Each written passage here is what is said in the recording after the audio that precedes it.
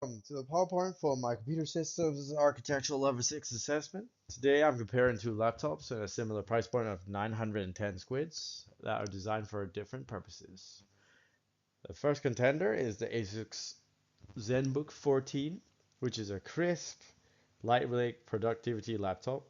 And the second is the PC Specialist Elimina i50, which is semi-custom built for gaming and high-performance workloads.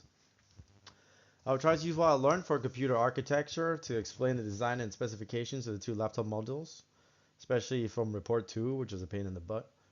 It'll be things such as the CPU, RAM type, caching, GPU in relation to application use, and how the power usage relates to portability, because when you buy a laptop, obviously you want to carry it around.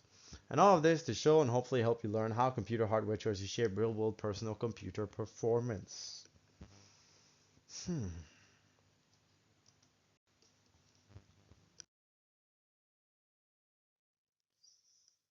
Both laptops share some basic fundamental components. They both contain a CPU, which has the ALU, the control unit, register, and all that stuff from before. It's got a RAM, it's got cache memory, it's got buses to transfer data and instructions with long-term storage. Uh, we won't be talking about the battery Olympic medal standards because that's for desktops, and I learned that recently again while researching this. However, each laptop focuses on these components differently depending on design choices of someone in the manufacturer's design team and what the end goal is supposed to be, what it's built for. Firstly, the ZenBook mainly focuses on efficiency, fast memory, and portability. And then the Elimina focuses on processing power through its dedicated GPU in conjunction with sweet high refresh displays for that really high fidelity gaming or other things you might need it for, if it's what you wish. And this difference in design equates to how a machine performs differently to suit their different roles.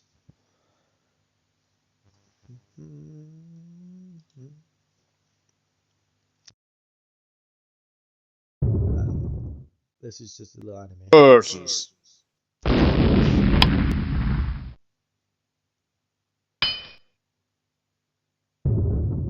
That took me an hour, Robert.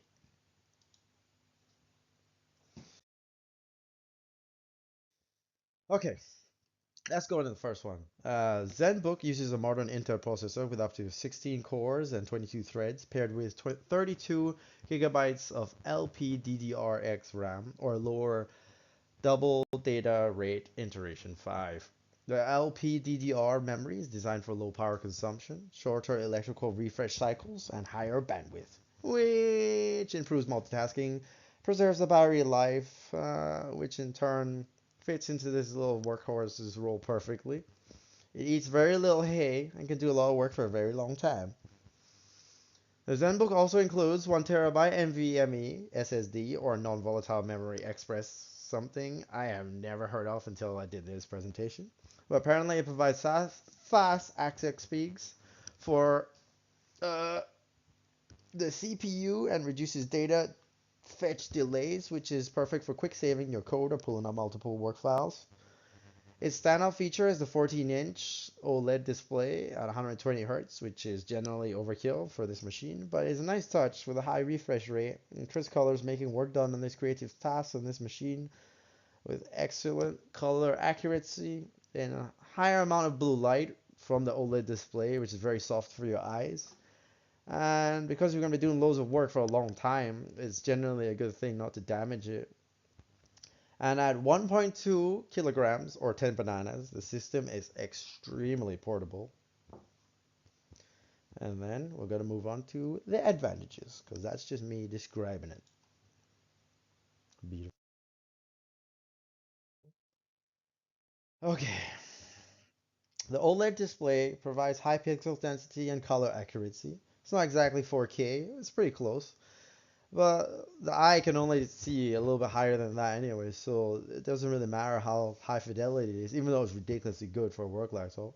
The chunky Intel 9 with its 16 cores and 22 threads also allow for turbo boosting with 3.2 gigahertz that help churn out the tasks and demand that demand quick single core performance, and its document loading, Moodle browsing, VS Code compilation, apps launching, UI smoothness is top notch. A juicy LLDB RAM allows the CPU and LU to handle multiple operations with low latency.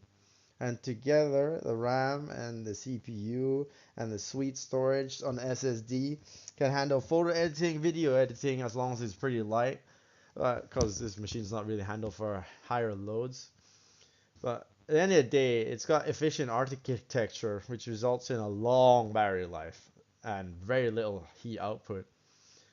It's the storage ensures that you have really, really fast fetch, decode, execute cycles, which also reduces wait time also while you're doing some work.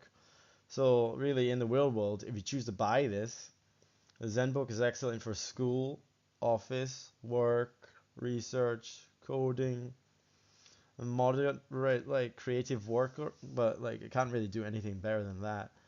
It's a really realistic investment for learning or work if it's applicable for you in your job. It's got like 1 terabyte, so realistically, it could take you quite a while before you fill it up, unless you like turn it into a multimedia machine and put movies on it. You would realistically do it because it's got a really good screen, but other than movies, you can't do any editing with this thing. It's really just made to be fast, but not handle a lot of work, you know.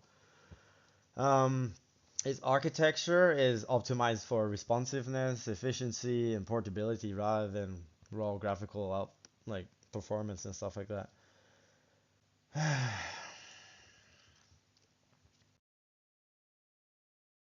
Okay. The bad stuff about this is straight up its inability to do a lot of graphical processing because it's only got an integrated GPU which shares the system memory with the Intel 9 and the onboard RAM, which is the 250 no, not 250, whatever it is, 32 gigabyte RAM. Yeah. So when it needs to do something, it's got to steal the processing power from them because the integrated card doesn't have much on its own. It's mean the ZenBook really struggles with like any gaming, and you cannot do any like editing or like 3D modeling, anything like that. No way. Um, it's not gonna be able to do any large scale graphical rendering. You won't be able to perform any engineering applications, anything that you really need a GPU for. So this laptop won't be doing any CAD designs. It's just for like spreadsheets and just writing code, maybe making Word documents or whatever. Um, anything that really makes it go for a long time that requires a lot of CPU is really not recommended either because it can't really handle a lot of heat. So, um, like anything that really does like thermal throttling on the CPU, it's designed for everyday productivity really, not workstation level or battle station stuff, you know. It's not like a mega machine. And then let's go on to the contender, the gamer. Okay, the Lemon i50. It's at the same price point, but on the other hand, it takes a very different architectural approach. It takes a slight step back in productivity than the ZenBook because it's got an included i7 CPU and 16 gigabit of DDR4, so it's an older iteration compared to the RAM that was on board the ZenBook. So ZenBook's pretty much got a newer Intel. It's got it's got more RAM. So what is it that you're paying for this? Like what are you paying for? Well, essentially you're paying for the Nvidia RTX 305, which is the dedicated GPU, not an integrated one, and that alone is 150 pounds. I've checked most of them. The 6 gigabyte of the GPU VRAM, which is virtual random access memory, is pretty much what you're paying for, straight up. The chassis is slightly bigger, and it's got a few more ports, I think.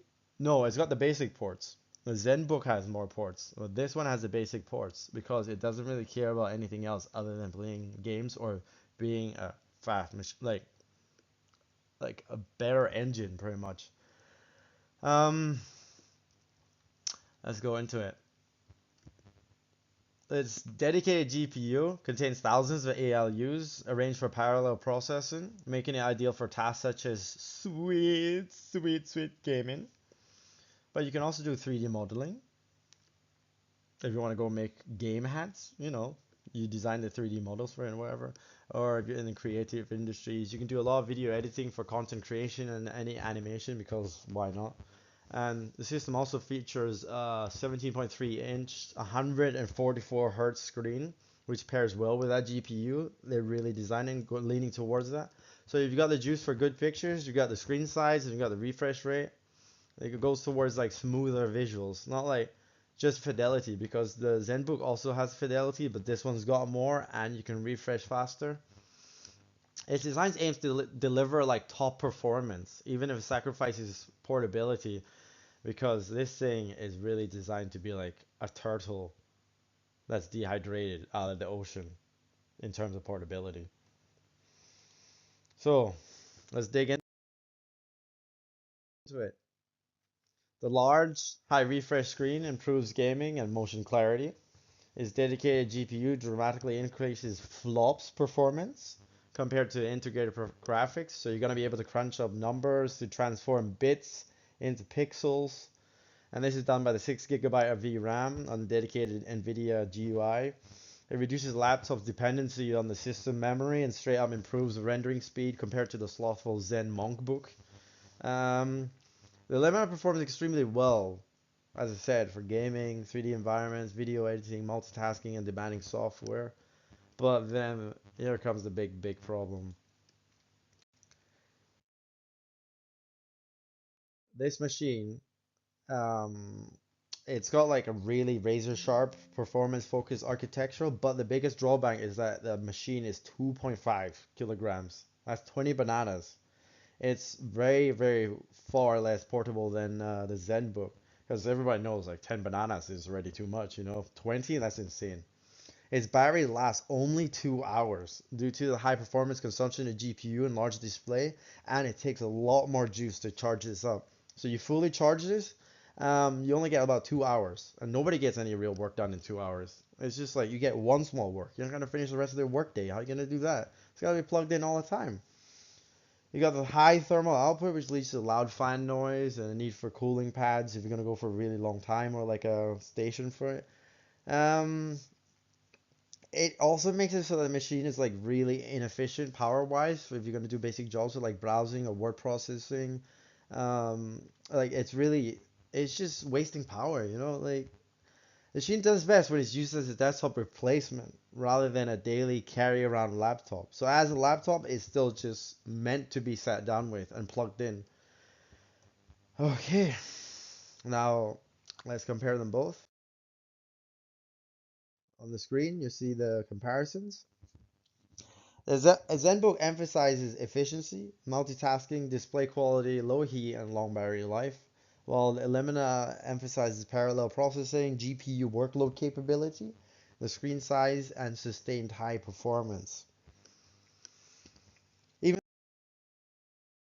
though the prices match, even though the prices match, yeah, we're gonna have to conclude that the Asus handbook, like its ZenBook, is ideal for users who prioritize mobility, battery life, and multitasking performance.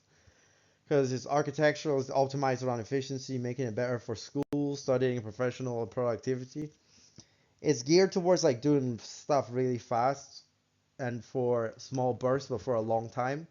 While the Limina is ideal for users who need high performance output, uh, GPU heavy workloads, because it's got like the Intel, it's got the RAM, and it's got the GUI to handle all this. Yeah, it sacrifices portability in favor of raw power, and it's suited for gaming, creative media, and engineering applications. So it really depends what you want. It really does depend on what you want. With the same money, you can find like any type of laptop to fit any job. It just really depends on how much money you have and what you're looking for. Because at the end of the day, the system architecture of computers, it's just pretty much the same as taking different parts to build a different machine for different jobs. So if you know the basics of the computer parts, then you can understand what the computer is going to be for.